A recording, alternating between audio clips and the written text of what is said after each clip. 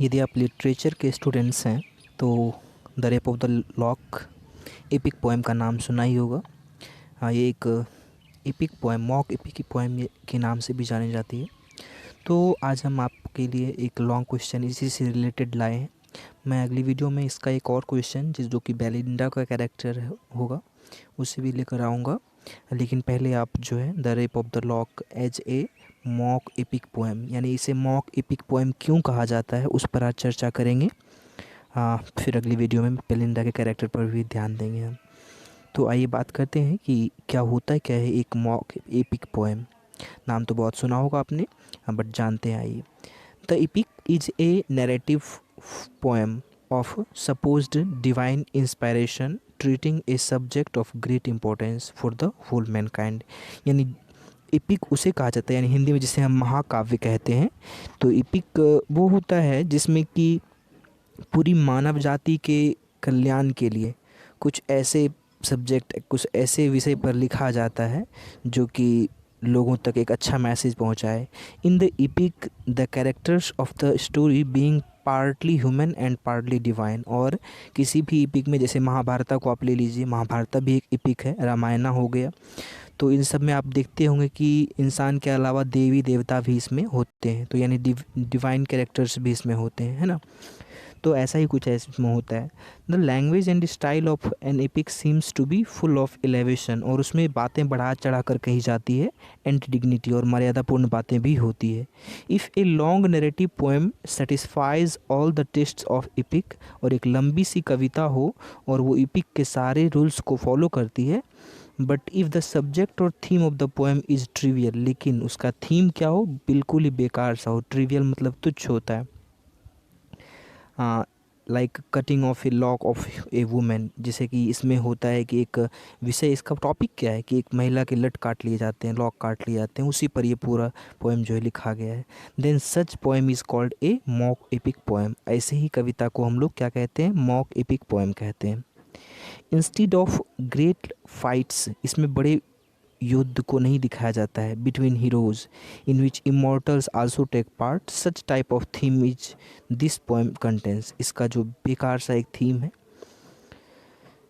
The epic presents an age round the personality of god और similar to it. एक ऐसे personality को लेता है जो कि भगवान है या फिर उसी के जैसा।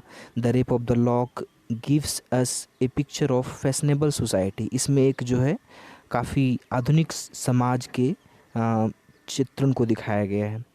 The central figure in that picture, और उस पिक्चर में जो सेंट्रल फिगर है, ए प्रिटी सोसाइटी गर्ल, एक खूबसूरत सी सामाजिक लड़की।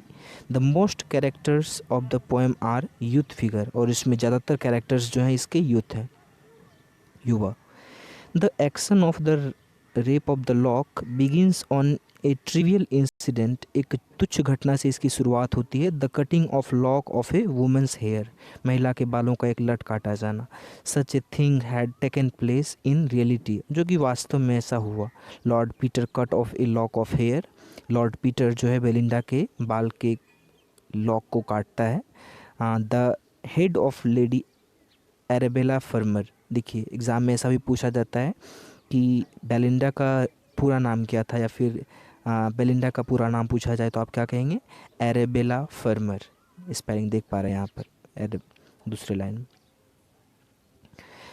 देर was a quarrel between the two families and Pope was requested to make a jest of whole incident. और वास्तव में ऐसा हुआ क्या, दो परिवार के बीच कोई झगड़ा हुआ और उसी को बढ़ा चढ़ा कर लिखने के लिए इन्हें कहा गया, तो इन्होंने ऐसा किया। This was the occasion of composition of the poem. Pope give the world a fine work of epic which ends with mockery, यानी एक उपहास इसका वास्तविक उद्देश्य है। This is the best mock heroic poem in English language and literature, और अंग्रेजी भाषा और साहित्य के इतिहास में जो है सबसे महत्वपूर्ण या फिर सबसे अच्छा कह सकते हैं मॉक हीरोइक पोएम के नाम से इसे जाना जाता है। The opening lines of the poem describes the awakening of Belinda, और जैसे ही इसकी शुरुआत होती है कविता की, मॉक एपिक पोएम की, the rape of the lock की, तो बेलिंडा के जगने के साथ इसकी शुरुआत होती है, जो कि इस कविता की हीरोइन भी है। Belinda is the goddess of beauty, और उसे सुंदरता की देवी के नाम से भी जाना जाए। Her eyes are beating the sun beams, उसकी आंखें जो है सूर्य की रोशनी को पीछे छोड़ती हैं। The whole structure of the rape of the lock is a casted in the epic mode. आप देख सकते हैं जिस तरह से कंपैरिजन किया जा रहा है उस एपिक मोड में ही लिखा गया है। But it could not be a serious epic, लेकिन इसे एक सीरियस एपिक नहीं कहा जाता है, इसीलिए इसे मॉक एपिक नाम दिया गया है।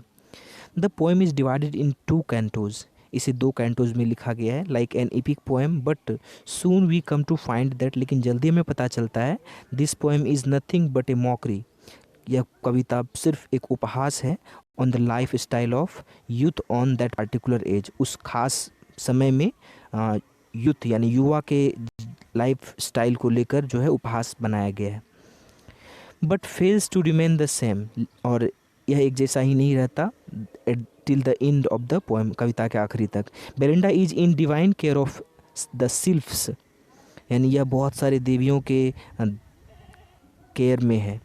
But they are helpless before the man, लेकिन वो पुरुषों के आगे लाचार हो जाते हैं। Despite all their concern for Belinda, जबकि उन्हें इतनी चिंता होती है। Her beautiful locks of hair is raped और cut by the naughty baron, baron के द्वारा जो है काट लिया जाता है, लॉर्ड पीटर के द्वारा।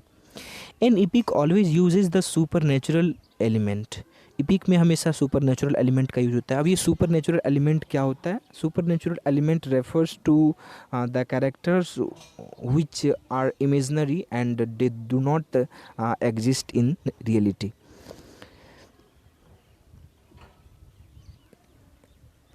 In the rape of the lock, there are sylphs, gnomes, sylphs and gnomes.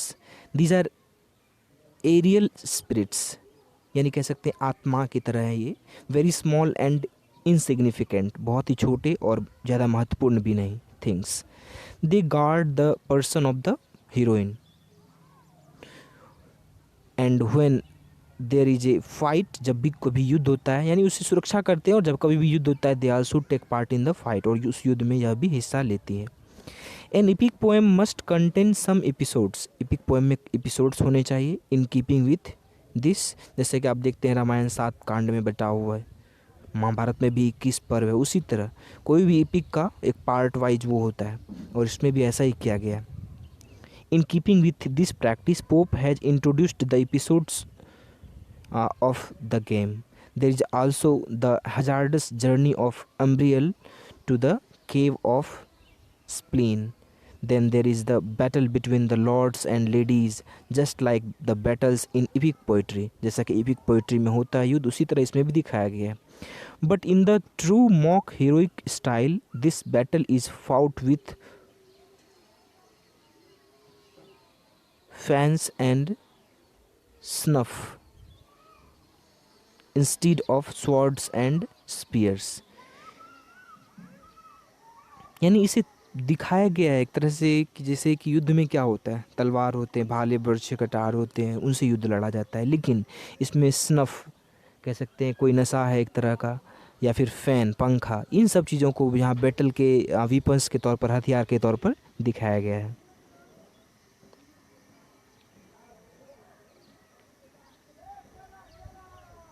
There are single combats also between Belinda and Baron, Belinda और बैरन के बीच का एक एकलौता युद्ध भी दिखाया गया है। Belinda's in which Pope has attributed in a perfect mock heroic manner, और इसको जो है काफ़ी अच्छी तरीके से सजाया है उन्होंने एक मॉक हीरोइक वे में। The luxurious toilet of a lady of fashion and frivolity, यानी उसका जो हर एक चीज़ जो है, जैसे यहाँ पर वो सजती सवरती थी, उसका काफ़ी एक्सपेंसिव या कह सकते हैं काफ़ी लार्ज एरिया में बना हुआ था, वहाँ पर क्या क्या उपस्थित थे उसको काफ़ी अच्छे से इसमें दर्शाया गया। Puffs, powders, patches, bibles, billet doux are all brought to the same table and all are strongly synthesised. This mock epic poem is a rare instance ये काफ़ी दुर्लभ उदाहरण है in which there is a satirical theme, जिसका theme एक satirical है।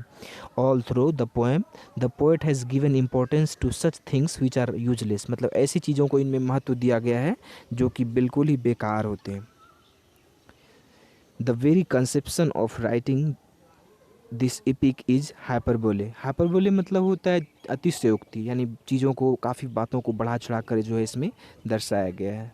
तो ये सच मायने में एक जो है एक उपहासजनक महाकाव्य है, तो जिसे हम लोग मॉक हीरोइक एपिक कहेंगे। आई होप ये इनफ है। तो thank you for watching the video. मिलते हैं नेक्स्ट वीडियो में।